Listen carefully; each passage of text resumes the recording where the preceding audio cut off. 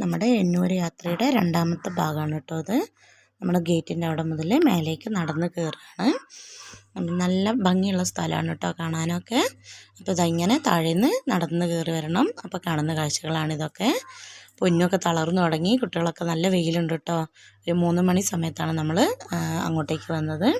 അപ്പോൾ ഇത് ഇത്രയും ദൂരം താഴേന്ന് ഇത്രയും ദൂരം നടന്ന് കയറി വരണം. അങ്ങനെ നമ്മൾ മേൽഭാഗത്ത് എത്തുമ്പോൾ തന്നെ നമുക്ക് താഴെ ഊരുകൾ കാണാൻ പറ്റും കേട്ടോ. അങ്ങനെ അവിടെ എത്തിയപ്പോൾ കുട്ടികളുടെ ഫോട്ടോസൊക്കെ 1-2 ഫോട്ടോസൊക്കെ എടുത്തു. അത് കഴിഞ്ഞാൽ നമ്മൾ ഫസ്റ്റ് കാണുന്നത് മാർക്കറ്റാണ്. അതായത് ട്രൈബൽസിൻ്റെ തന്നെ സാധനങ്ങൾ വിൽക്കുന്ന അവരുടെ കൊച്ചു കൊച്ചു കടകളാണ്. ട്രൈബൽസിൻ്റെ കയ്യിൽ നിന്ന് ശേഖരിക്കുന്ന തേന്, നെല്ലിക്ക അങ്ങനെയുള്ള വനവിഭവങ്ങളും പിന്നെ മറ്റുള്ള സാധനങ്ങളും ഇതാണ് ഇവിടെ അതിൻ്റെ ബോർഡൊക്കെ കൊടുത്തിട്ടുണ്ട് കേട്ടോ. അങ്ങനെ പിന്നെ ഞങ്ങളതൊന്നും വാങ്ങിയൊന്നുമില്ല. അവിടുന്ന് അതൊക്കെ ഇങ്ങനെ നടന്ന് കണ്ടു. അതിന് ശേഷം ഞങ്ങൾ ഊരിലേക്ക് യാത്രയായി. അപ്പോൾ ഊരിലേക്ക് പോകുന്ന വഴിയാണ്. എന്നാൽ നല്ല വൃത്തിയുള്ള സ്ഥലങ്ങൾ കേട്ടോ. നല്ല വൃത്തിയിൽ നീറ്റായിട്ട് സൂക്ഷിച്ചിട്ടുണ്ട്. അപ്പോൾ ആദ്യം കാണുന്നത് തന്നെ കുറിച്യരുടെ ഒരു അമ്പലത്തിൻ്റെ ഒരു ഭാഗമാണ്. നമുക്ക് പറ്റുമെങ്കിൽ നമുക്ക് അവിടെ പോയി 3 അമ്പ് ചെയ്യാം കേട്ടോ. അങ്ങനെയുള്ളൊരു സജ്ജീകരണം ഒരുക്കിയിട്ടുണ്ട്. പിന്നെ ഇങ്ങനെ നടന്നു പോകുമ്പം ആദ്യത്തെ വീട്ടിലേക്ക് കയറുന്ന വഴിയാണ് കേട്ടോ. അവിടെ പൂച്ചെടികളൊക്കെ നട്ട് നനച്ച് ഉണ്ടാക്കുന്നുണ്ട്. വയനാട്ടിൽ നല്ല ചൂട് തുടങ്ങിയിട്ടുണ്ടെങ്കിലും ഇവിടെ അത്രയ്ക്ക് അങ്ങോട്ട് ഉണക്ക് കാണാനില്ല. നനച്ചുണ്ടാക്കുന്നതുകൊണ്ടായിരിക്കും ഒരു നനവുണ്ട്. പിന്നെ ഇടമഴയൊക്കെ ആയിട്ട് നല്ല മഴയും നമുക്ക് കിട്ടിയിട്ടുണ്ടായിരുന്നു കേട്ടോ.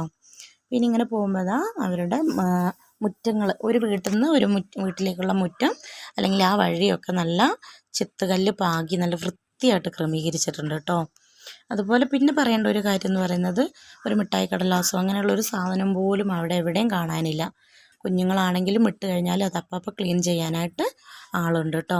അപ്പോൾ ഓരോ വീടിനും ഓരോ പ്രത്യേകതയാണ്. അപ്പം ഞങ്ങളൊരു വീട്ടിനുള്ളിൽ കയറിയപ്പോൾ അവിടെ ഇങ്ങനെയുള്ള കാഴ്ചകളൊക്കെ കാണാൻ പറ്റി. പഴയ അടുപ്പ് കത്തിക്കുന്നത് പോലെ വിറകൊക്കെ വെച്ച് മൺകലമൊക്കെ വെച്ച് മണ്ണ് കൊണ്ട് തന്നെയുള്ള അടപ്പൊക്കെ ഉണ്ടാക്കിയിട്ടൊരു അടുപ്പിൻ്റെ ഒരു പ്രതീതി ഉണ്ടായിരുന്നു. പിന്നെ പണ്ടത്തെ ചൂല് ഇപ്പോഴും ഞങ്ങളുടെ വീട്ടിലൊക്കെ ഇപ്പോഴും ആദിവാസി കോളനിയിൽ അവരുണ്ടാക്കി തരും കേട്ടോ. ഇങ്ങനെയുള്ള ചൂലുകൾ, പുൽച്ചൂലുകൾ, പിന്നെ മുള കൊണ്ടുള്ള കൊട്ട, വട്ടി, മുറം, പിന്നെ കുഞ്ഞുങ്ങളെ കിടത്താൻ ഉപയോഗിച്ചിരുന്ന പണ്ടത്തെ ആട്ടുതൊട്ടിൽ, ഇങ്ങനെ കുറേ സാധനങ്ങൾ കേട്ടോ. മീൻ പിടിക്കാൻ ഉപയോഗിക്കുന്നത് അങ്ങനെയുള്ള കുറേ സാധനങ്ങൾ, 4 മൂല മുറം ഒക്കെ. ഒരു പ്രത്യേകത എന്ന് പറയുന്നത് ഒക്കെ മുള കൊണ്ടുണ്ടാക്കിയതാണ്. പിന്നെ ഇത് വീടിൻ്റെ മേൽക്കൂരയാണ് കാണുന്നത്. പരമ്പ്, നമ്മുടെ പണ്ടൊക്കെ നെല്ല് ഉണക്കാൻ ഉപയോഗിച്ചിരുന്ന ആ പരമ്പാണ് അടിയിൽ വിരിച്ചിട്ടുള്ളത്. അതിന് മേലെ നമ്മുടെ ജിയോ റൂഫിൻ്റെ ഷീറ്റ്, അതിന് മേലെ വൈക്കോല്. ഇത്രയാണ് ഇങ്ങനെ 3 ലെയറായിട്ടാട്ടോ വീട് നിർമ്മിച്ചിട്ടുള്ളത് കണ്ടിട്ടുള്ളത്. പിന്നെ മുറ്റമൊക്കെ ടൈലൊക്കെ പാകി ഞങ്ങൾ ആ ഒരു വീടിൻ്റെ മുറ്റത്ത് ഞങ്ങൾ കുറച്ച് സമയം അവിടെ ഇരുന്നു കേട്ടോ. നല്ല കുന്നിൻ്റെ പുറത്തുനിന്നിലേക്കുള്ള നല്ല കാറ്റ് കിട്ടുന്നുണ്ടായിരുന്നു. പിന്നെ ഇങ്ങോട്ട് കുറേ ദൂരം നിന്നാണ് കറണ്ട് കൊണ്ടുവന്നിട്ടുള്ളത്. അപ്പോൾ ആ ഒരു സജ്ജീകരണങ്ങൾ. പിന്നെ അടുത്ത വീടിൻ്റെ ഉള്ളിൽ ഞങ്ങൾ കയറിയപ്പം അവിടെ ഇതേപോലെ കുറേ ഫോട്ടോസ് ചിത്രീകരിച്ചിട്ടുണ്ടായിരുന്നു കേട്ടോ. അവരുടെ ആയോധന മുറകളും പിന്നെ അവരിൽ ഈ ഗോത്രവർഗത്തിൽ തന്നെ പ്രധാനപ്പെട്ട ആളുകളുടെ ഫോട്ടോസ്, ആചാരങ്ങൾ, അവരുടെ അനുഷ്ഠാനങ്ങൾ, വേഷവിധാനങ്ങൾ, ഇങ്ങനെയൊക്കെയുള്ള ഇതൊക്കെ കാണുന്ന വിധത്തിലുള്ള കുറച്ച് ഫോട്ടോസ് ക്രമീകരിച്ചിട്ടുണ്ടായിരുന്നു. അങ്ങനെ പിന്നെ അവിടുന്ന് ഇത്രയൊക്കെ കണ്ടു. കുട്ടികളൊക്കെ ഫോട്ടോസ് എടുത്ത് ഞങ്ങൾ അവിടെ നിന്ന് ഫോട്ടോയും വീഡിയോയും ഒക്കെ എടുത്തു കേട്ടോ. അങ്ങനെ അത്രയും കാര്യങ്ങളാണ് ഒരു 2 വീടിൻ്റെ ഉള്ളിലായിട്ട് ഞങ്ങൾ കണ്ടത്. അപ്പോൾ പണ്ട് കാലത്തെ അവരുടേതായിട്ടുള്ള ആചാരങ്ങൾ, അനുഷ്ഠാനങ്ങൾ, അവരാരാധിച്ചിരുന്ന ദൈവങ്ങൾ, അവരുടെ ഉത്സവങ്ങൾ, ഇതിൻ്റെയൊക്കെ ഫോട്ടോസാണ് കേട്ടോ ഓരോന്നിലും കാണുന്നത്. അങ്ങനെ അതൊക്കെ കണ്ടു ഞങ്ങൾ. പിന്നെ അവിടുന്ന് പുറത്തേക്ക് ഇറങ്ങി.